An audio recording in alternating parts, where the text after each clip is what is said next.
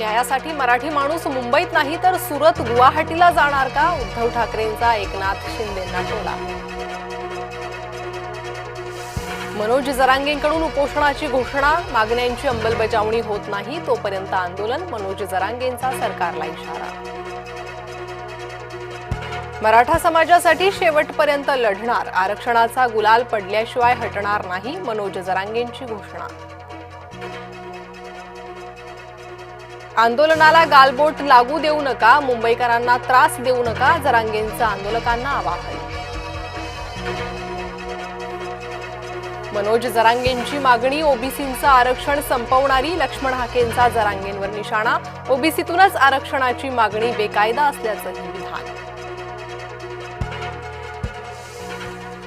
आरक्षणाला धक्का लागला तर ओबीसी रस्त्यावर उतरेल, बबनराव तायवाडे यांचा इशारा।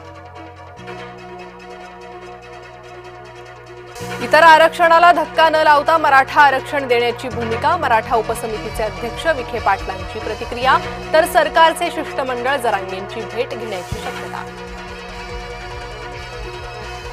अन्य समाजाचं आरक्षण काढून मराठ्यांना देणं अयोग्य, सरकार सर्व समाजाच्या मागे, महसूल मंत्री चंद्रशेखर बावनकुळेंचं वक्तव्य।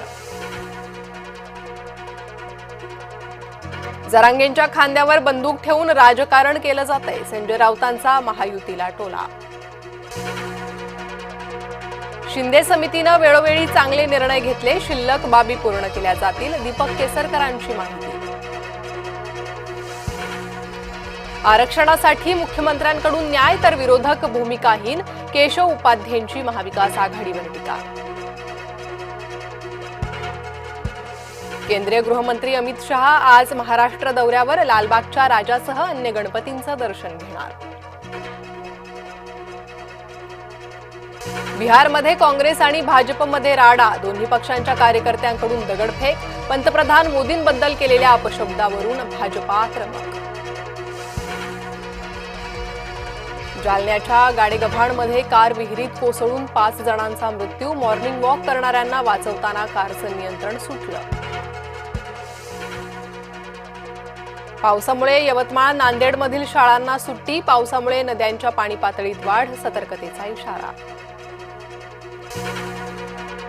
उत्तराखंडमधील रुद्रप्रयागमध्ये ढगफुटी, छेनागाड आणि चामोली गाव गेलं वाहून, अनेक कुटुंब ढिगाऱ्याखाली अडकल्याची भीती।